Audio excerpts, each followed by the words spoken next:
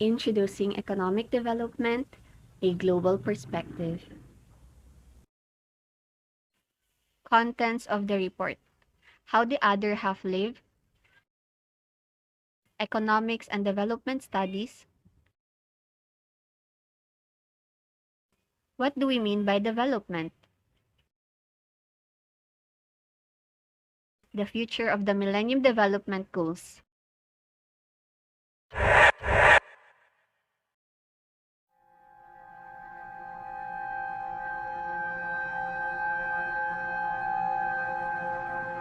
Hello. One of these people are you. You've had a long day at school. Or was it the office? Maybe you were shopping.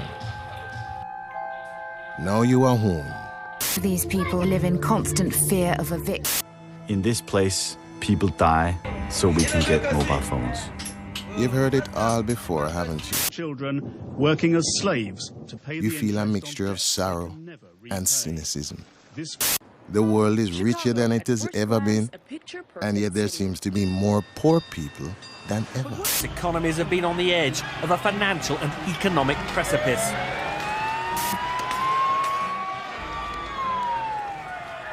You are falling asleep. You're going to have a strange dream. It starts with this thought. Poverty, wealth, power, powerlessness are connected.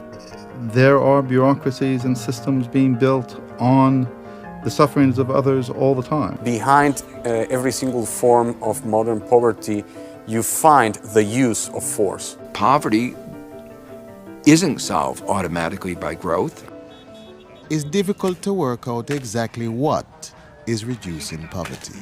Science and technology, Social housing. agricultural productivity, revolutionary movements. a bit of free market ideology. The most important way of getting out of poverty is to make sure that everybody can earn their way out of poverty one way or another. There are ever greater contrasts. Slums spreading outwards and skyscrapers zooming upwards. Refugees fleeing across bridges and highways packed with new cars. Oceans full of container ships, camps full of starving families. You toss and turn in your sleep.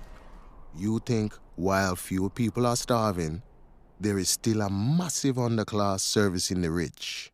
Why are they still there? Was wir jetzt haben, ist Regeln, die von den Reichen für die Reichen ausgearbeitet worden sind. There is a very long queue in front of an embassy. You want a visa. You fill out a form that goes on and on, page after page.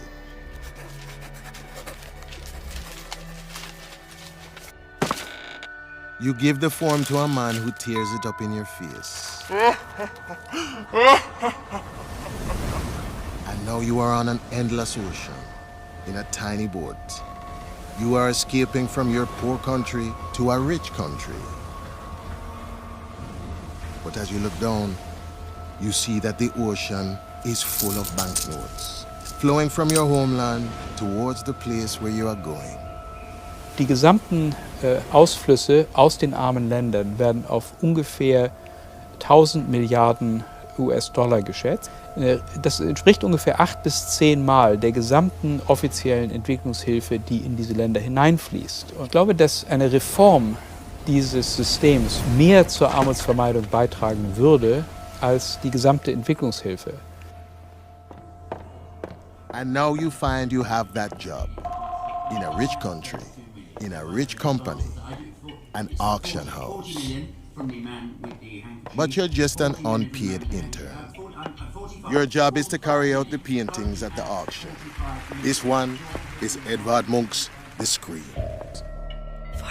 The bidding is running into tens of millions. 48 million, 49 million, 50, 45 million, 47 million, 48 million, 49 million, 50 million, 60 million, 70 million. Every time the auctioneer brings down his hammer, You hear the painting scream and see another apocalyptic future. World recession, global warming, a virus with no cure. And then you wake up. It was only a dream. It's time to get up and go out. You are walking down a street in a modern city amidst a crowd. They are marching.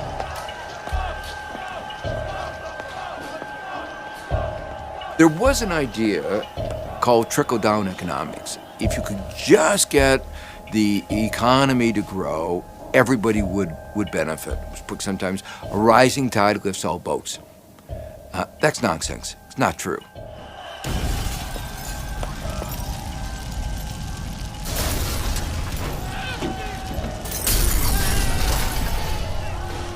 There's been a remarkable increase in inequality. So it's not even stagnation we're talking about. We're talking about very marked declines of people at the bottom. You start off with a problem, and the minute you get the solution right, the middle classes and the rich pile in and take all the resources. The rich get richer while the poor get poorer. When that becomes a widespread perception, that could have severe consequences for our economic and political stability.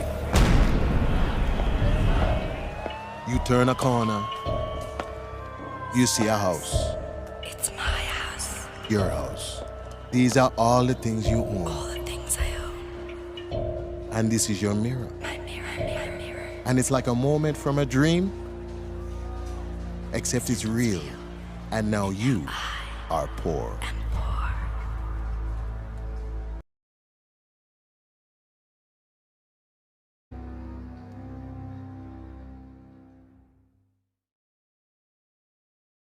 Good day, everyone. My name is Melkaila Pababero Akunin, and I am one of the reporters for today's discussion.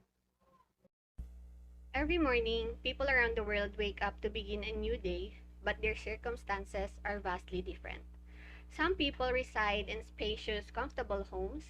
They are well-clothed, in good health, have more than enough to eat, and enjoy a certain level of financial security.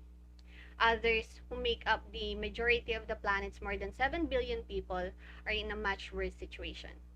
In particular, if they are one of the poorest third world nations, they might not have enough food or shelter. They frequently have bad health, may not know how to read or write, may be jobless, and their chances of leading a better life are at best poor. Furthermore, it is said that roughly 2/5 of the world's population reside in absolute poverty.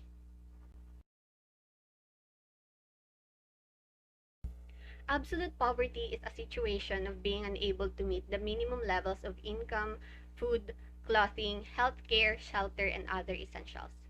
And this presentation is intended to give students a better grasp of the main issues and possibilities for global economic development, with the focus on the condition of the half or more of the world's population for whom poor living conditions are a daily reality. Good day, everyone. I am Jemima Etorilla, your discussant. So now let's proceed to our discussion, Economic and Development Studies. Economic development.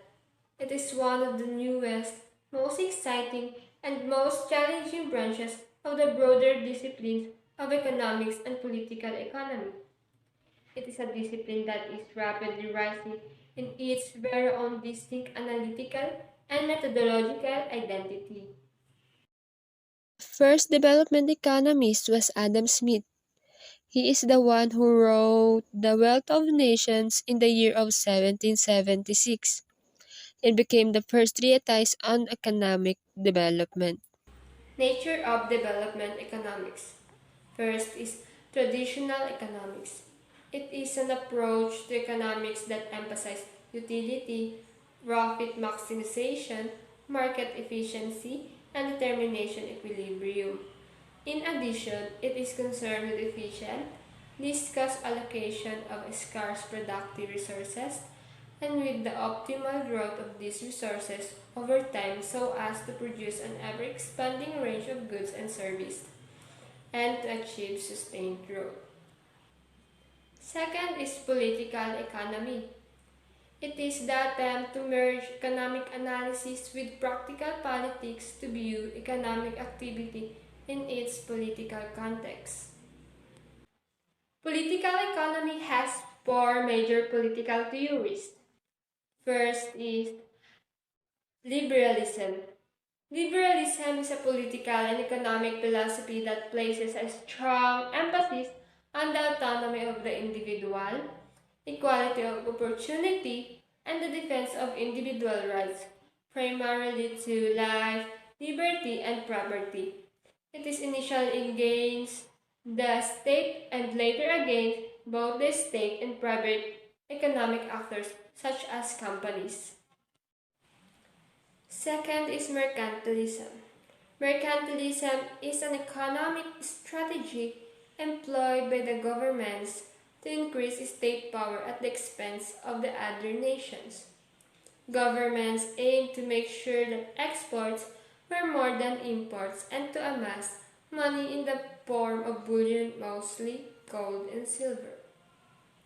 Wealth is seen as finite and trade as zero-sum game in mercantilism. Additionally, from 16th through the 18th centuries, it was the dominant economic system in the Western world. Third is communism. Communism is a political and economic system that aims to establish a classless society where the public owns and controls the key production facilities such as mines and factories. The wealth is distributed among the populace equally or in accordance with each person's needs. There is no government, private property, or currency. And last is social democracy. Social democracy is a political philosophy that first favored a smooth progression of society from capitalism to socialism through the use of established political procedures. A more moderate version of the concept arose in the second half of the 20th century, which generally supported significant social welfare programs and governmental regulation rather than public ownership of the means of production. The next is development economics. It is a study of how economics are transformed from stagnation to growth and from low income to high income status and overcome problems of absolute poverty.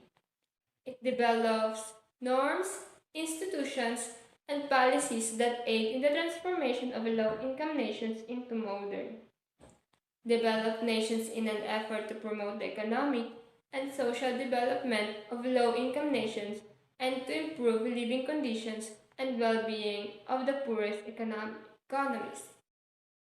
As a result, this branch of economics is concerned with turning the world's least developed economies become its richest one. More developed countries or MDC. The economically advanced capitalist countries of Western Europe, North America, Australia, New Zealand, and Japan. MDC have advanced socially and economically. Also, it has the resources, income, and access to technology to address the country needs. While less developed countries is a synonym for developing countries. The potential for multiple equilibria rather than a single equilibrium is more common. Disequilibrium situations are frequently dominant. Consumers and producers typically have limited information. Major structural changes are occurring in both society and economy, and commodity and resources markets are typically highly imperfect. The important role of values in development economics. The very concepts of economic development and modernization represent implicit as well as explicit value premises about desirable goals for achieving what Mahatma Gandhi once called the realization of the human potential. Gandhi saw the human growth must also be moral in order to give people the courage to oppose injustice. This development must be able to instill in people the values of equality, liberty, and dignity. Economic and social equality, the eradication of poverty, universal education, rising standards of living, nationalism, institutional modernization, rule of law, and due process, access to opportunity, political and economic participation, grassroots democracy, self-reliance, and personal fulfillment are all concepts or goals that are derived from subjective value judgments about what is right and desirable and what is not. That goes for other beliefs as well, such as the importance of private property, no matter how it was acquired, and the freedom of individuals to amass an unlimited amount of wealth, the maintenance of rigid, inequitable class structures, and the primacy of the male head of household as the supreme authority, and the alleged natural right of some people to lead while others follow. Economies as social systems, the need to go beyond simple economics. Economics and economic system, especially in the developing world, must be viewed in the broader perspective than that postulated by traditional economics. They must be analyzed within the context of the overall social system of a country and indeed within an international, global context as well. By social system, we mean the interdependent relationships between economic and non-economic factors. It is the organizational and institutional structure of a society, including its values, attitudes, power, structure, and traditions.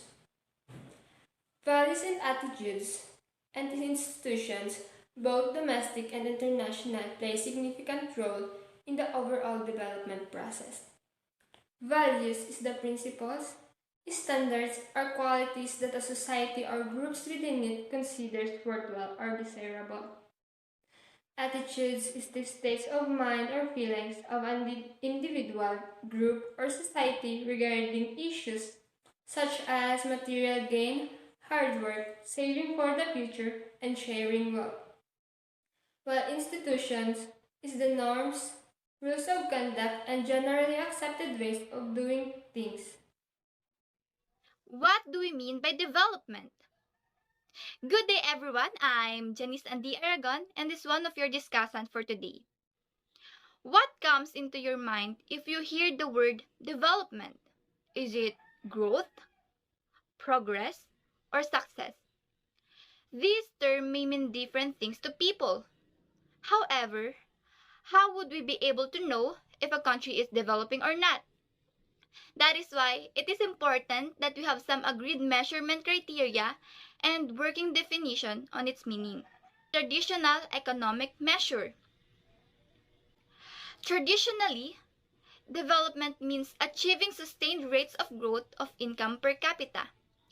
It means that the nation should be able to expand its output at a rate faster than the growth rate of its population. To determine what is the income per capita, the total gross national income of a country divided by its total population. Now, how can we measure how much real goods and services are available to the average citizen for consumption and investment? To measure the overall economic well-being of a population, the levels and rates of growth of real gross national income per capita are then used. In the past, economic development has also been typically seen in terms of the planned alteration of the structure of production and employment so that the agriculture's share of both declines and that of the manufacturing and service industries increases. Therefore, these strategies towards development usually focused on rapid industrialization, often at the expense of agriculture and rural development. However, there are few exceptions to this. The development policy that circles in the 1970s, development was until recently seen as an economic phenomenon. In the form of jobs and other economic possibilities, the rapid gains and per capita GNI growth would either trickle down to the masses, or they would provide the circumstances for a larger distribution of the economic and social benefits of growth. Problems of poverty, discrimination, unemployment, and income distribution were of secondary importance to getting the growth job done. The emphasis is often on increased output, and it is measured by gross domestic product or GDP. Now, let's proceed to the new economic view of development. Economic development evolved during the 1970s to mean the decreasing or eliminating of poverty, inequality, and unemployment within the scope of an expanding economy. The popular slogan for this is redistribution from growth, presented as the assertion of Dudley's years. According to his assertion, development is the process of establishing the circumstances necessary for human individuality to develop. Therefore, it must consider three interrelated economic factors when evaluating whether there has been a decrease in, first, poverty, second, unemployment, and third, inequality. GNP can develop quickly without meeting these conditions. Hence, progress needs to be quantified more directly. Development must be seen as a significant differentiation entailing significant changes in social structures, public opinion, and national institutions, as well as the acceleration of economic growth, the decrease in inequality, and the eradication of poverty. In its purest form, development must encompass the full spectrum of change through which an entire social system, responsive to the various fundamental requirements and changing aspirations of individuals and social groups within that system, moves from a situation or condition of life widely regarded as undesirable toward one regarded as materially and spiritually better. Let's move on to Amartya Sen's capability approach. Amartya Sen argues that the capability to function is what really matters for status as a poor or non-poor person. As Sen puts it, the expansion of commodity productions are valued ultimately not for their own sake but as means to human welfare and freedom. Sen essentially argues that poverty cannot be accurately assessed by income or even by utility as it is commonly understood. Rather, what matters most is who the individual is or the morals they can provide rather than what they have. In contrast to the utility approach, what matters for well-being is not merely the attributes of the consumed goods, but also the uses that consumers may and do make of them. As Sen pointed out, a person with a parasitic condition will be less able than someone without parasites to obtain nutrition from a given amount of food. Sen calls these functionings or what a person does or can do with the commodities of a given set of characteristics that they come to own or control, and they are what we need to address in order to understand the concept of human well-being in general and poverty in particular. One of the main components of most conceptions of well-being is the ability to make choices or manage one's own life. According to Sen, a functional is the valued being or doing. These functions can include being mobile, having self-esteem, and taking part in the life of community. In addition to being healthy, well-nourished, and well-clothed. Sen identifies 5 sources of disparity between real incomes and actual advantages. The first one is the personal heterogeneities, such as those connected with disability, illness, age, or gender. Second, environmental diversities, such as heating and clothing requirements in the cold or infectious diseases in the tropics, or the impact of pollution. The third, variations in social climate such as the prevalence of crime and violence and social capital. Fourth, distribution within the family economic statistics measure incomes received in a family because it is the basic unit of shared consumption. But family resources may be distributed unevenly, as when girls get less medical attention or education than boys do. Fifth, differences in relational perspectives, meaning that some goods are essential because of local customs and conventions. Sen continues by defining capabilities as the freedom that an individual has in terms of the choice of function, given his or her personal features and his or her command over commodities.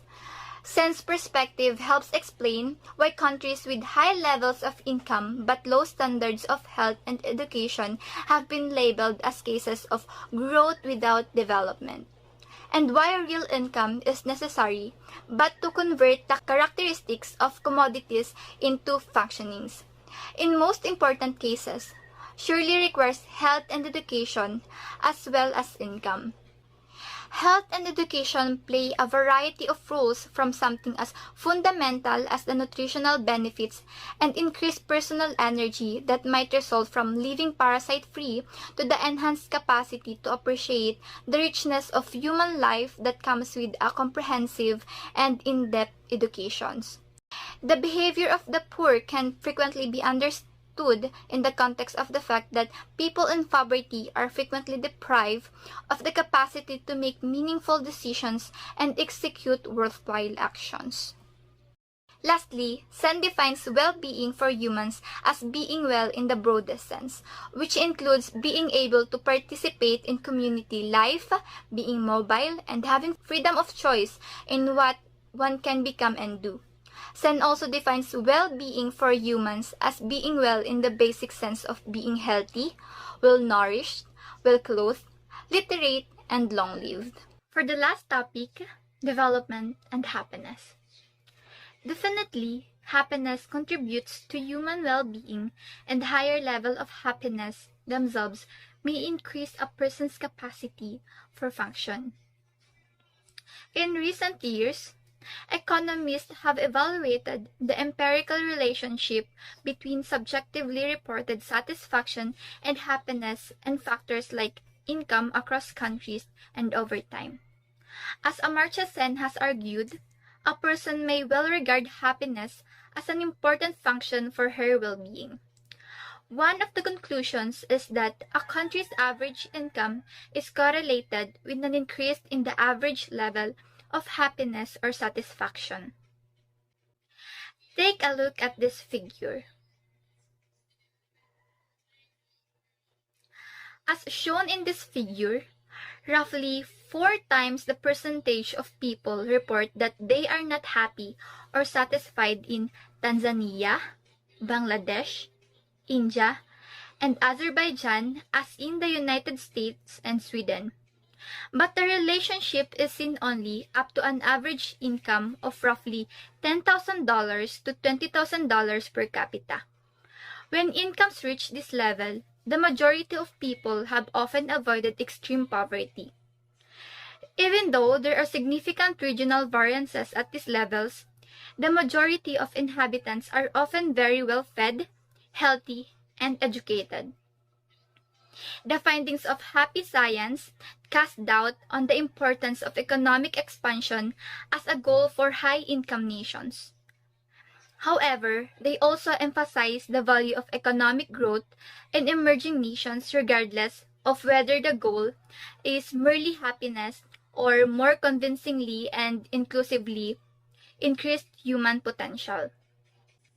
Unsurprisingly, research reveals that happiness is influenced by a variety of factors, not only financial stability. According to Richard Layard, the following 7 factors have an impact on average national happiness. First, family relationships. Second, financial circumstances. Third, employment.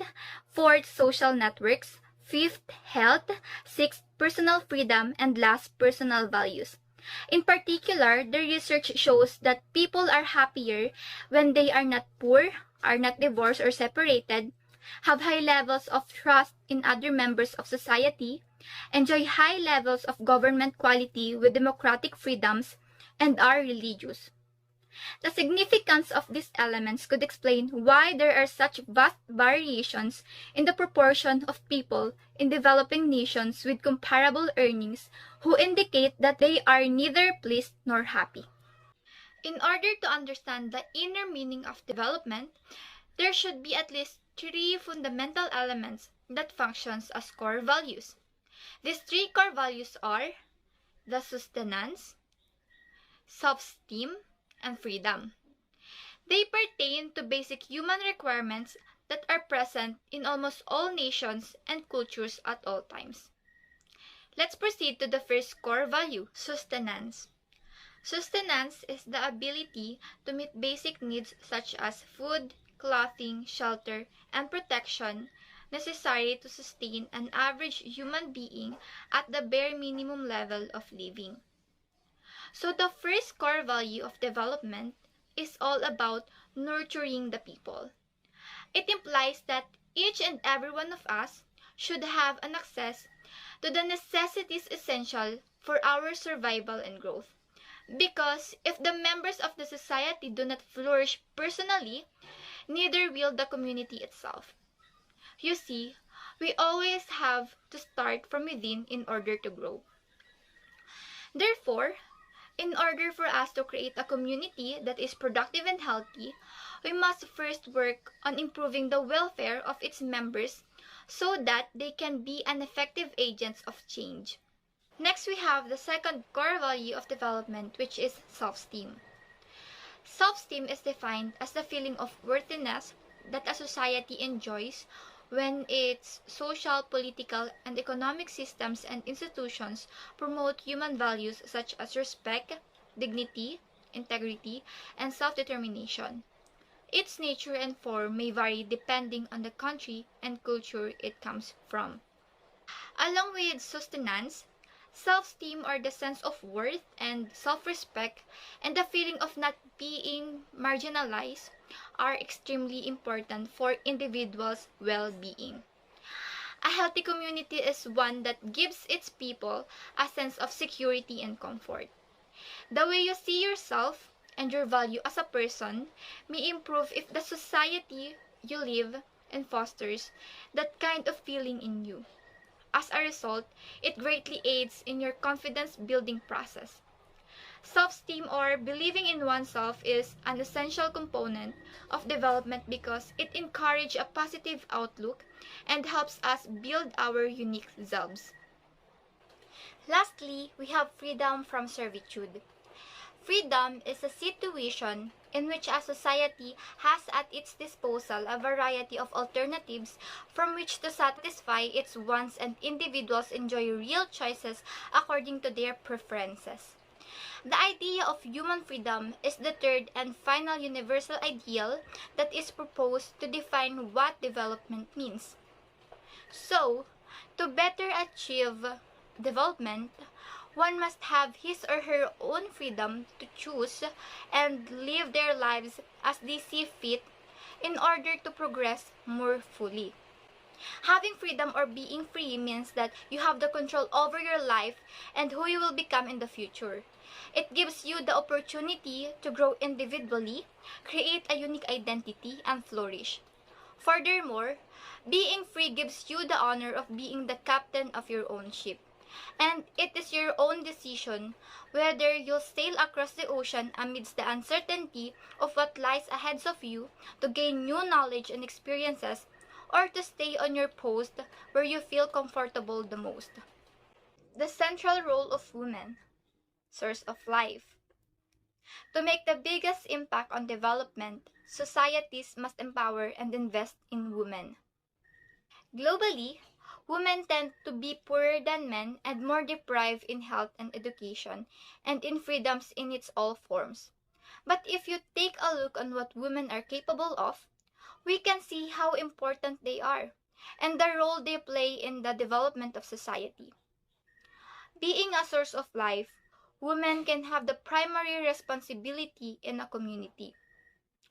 They are responsible for childbearing and nurturing them to grow healthy and safe. And women's capability to bear a child is said to determine whether the cycle of transmission of poverty from generation to generation will be broken. As we all know, all children needs better health and education, and studies from around the developing world confirm that mothers tend to spend a significantly higher fraction of income under their control for the benefit of their children than fathers do.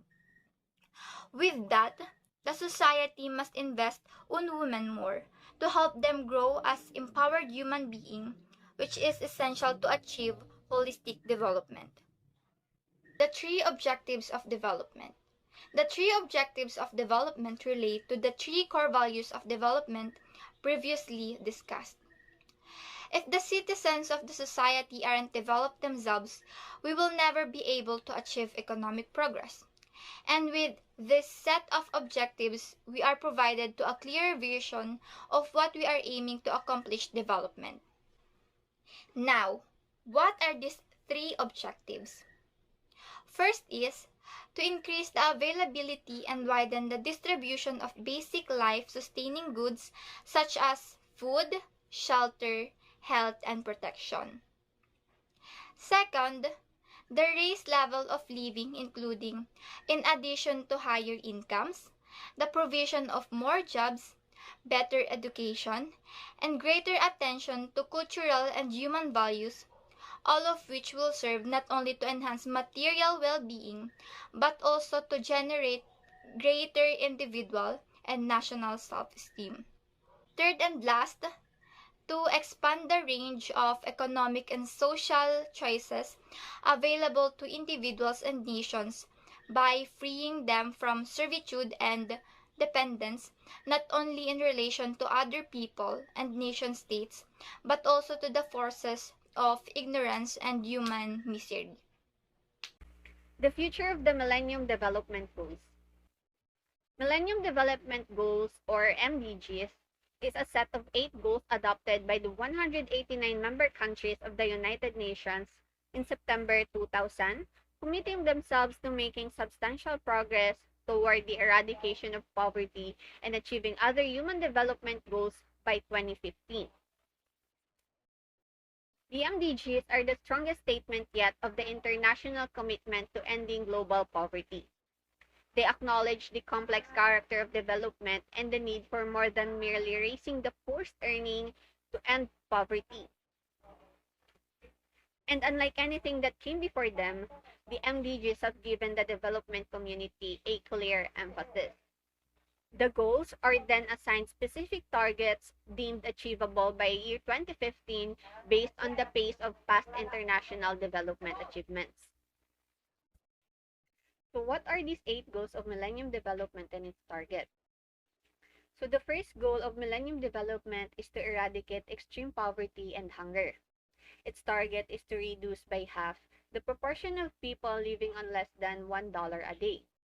Also, its target is to reduce by half the proportion of people who suffer from hunger. The second goal is to achieve universal primary education, where it wanted to ensure that all boys and girls complete a full course of primary schooling. The third goal is to promote gender equality and empower women, where it aims to eliminate gender disparity in primary and secondary education, preferably by year 2005 and at all levels by 2015. The fourth goal is to reduce child mortality, where they desire to reduce by 2/3 the mortality rate among children under 5. The fifth goal is to improve maternal health, where its purpose is to reduce by 3/4 the maternal mortality ratio. The sixth goal is to combat HIV or AIDS, malaria, and other diseases, where it planned to halt and begin to reverse the spread of HIV or AIDS and to reverse the incidence of malaria and other major diseases. The seventh goal is to ensure environmental sustainability, where they aspire to integrate the principles of sustainable development into country policies and programs, reverse the loss of environmental resources. Also, they aspire to reduce by half the proportion of people without sustainable access to safe drinking water and to achieve significant improvement in the lives of at least 100 million slum dwellers by 2020. The eighth and last goal is to develop a global partnership for development, where they intend to develop further an open, rule-based, predictable, non-discriminatory trading and financial system, where it includes a commitment to good governance, development, and poverty reduction, both nationally and internationally. Address the special needs of the least developed countries, where it includes tariff and quota-free access for least developed countries' exports, enhanced program of debt relief for heavily indebted poor countries, and cancellation of official bilateral debt, and more generous official development assistance for countries committed to poverty reduction. Address the special needs of landlocked countries and small island developing states. Deal comprehensively with the debt problems of developing countries through national and international measures in order to make debt sustainable in the long term. And in cooperation with developing countries, they wanted to develop and implement strategies for decent and productive work for youth. Also, in cooperation with pharmaceutical companies, they wanted to provide access to affordable essential drugs in developing countries. In cooperation with the private sector, they also wanted to make available the benefits of new technologies, especially information and communications. So to make sure that the MDGs address their most urgent issues, they were created with the help of developing nations. The United Nations, the World Bank, the International Monetary Fund, the Organization for Economic Cooperation and Development, and the World Trade Organization, among others, all contributed to the development of the Millennium Declaration and have a collective policy commitment to directly combat poverty. Rich countries are given specific obligations under the MDGs, such as increasing aid, removing trade and investment restrictions, and paying off the world's unsustainable debt of the poorest countries. Even though the MDGs are made for good purpose, they also faced considerable criticism. For instance, some commentators feel that the MDG targets fell short of being sufficiently ambitious because they only extended historical rates for improvement 15 years into the future. Additionally, the objectives were not prioritized. For instance, reducing hunger may help many of the other health and education goals be accomplished. However, though, despite the MDG's implicit recognition of the interconnectedness of development goals, these goals are frequently presented and treated in reports as if they stand alone. In reality, these goals are complements rather than substitutes, as evidenced by the close relationship between health and education. Additionally, the target's 2015 completion deadline might deter rather than promote future development. Due to the looming expiration of MDG, a new declaration of the international resolve to end poverty worldwide was created. With the agenda-setting report of the high-level panel of eminent persons on the development agenda released in May 2013, the UN or United Nations coordinated international efforts to introduce its successor, the Sustainable Development Goals.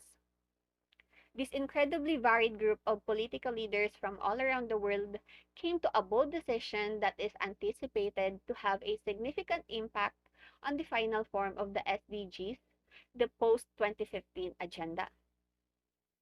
The panel repeatedly stressed that it is a universal agenda for all countries, developed as well as developing, and without exceptions, to be driven by 5 big transformative shifts.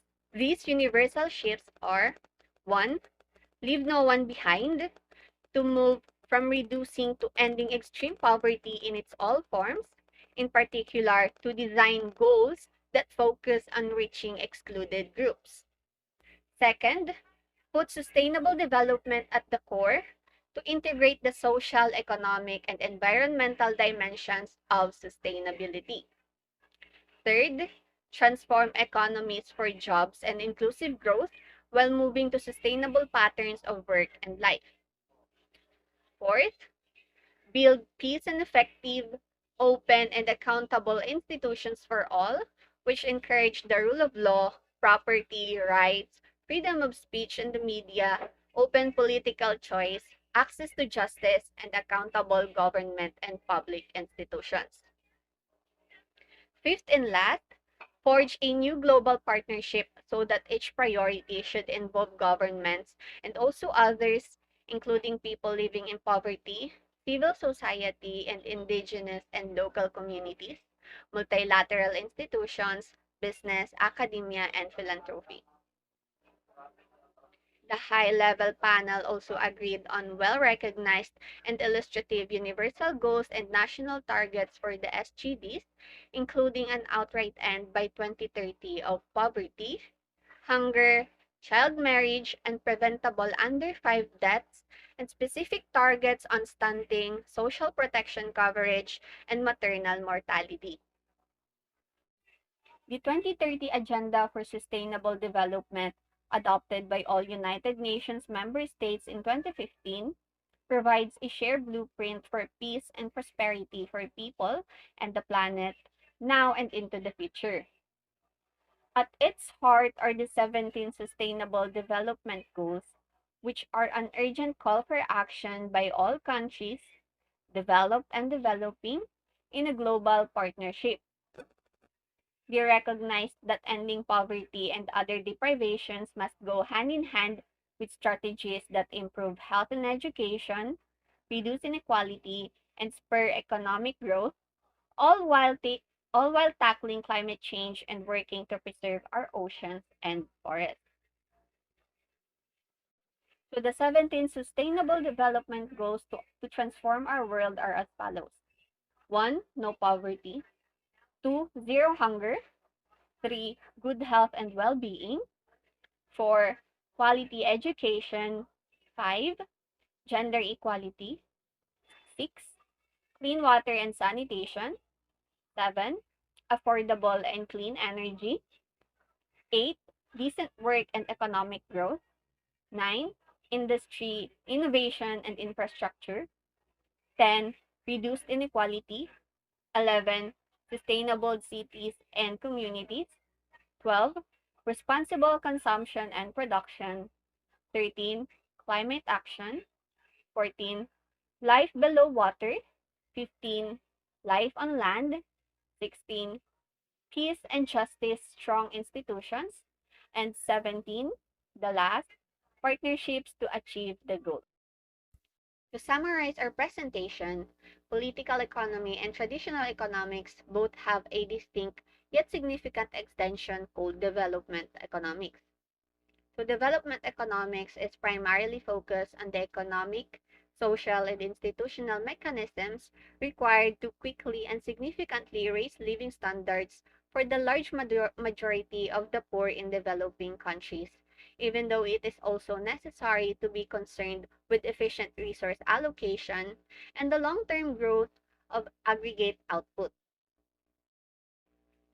As a result, development economics must be concerned with the formulation of suitable public policies intended to quickly bring about significant economic, institutional, and social transformations of entire societies.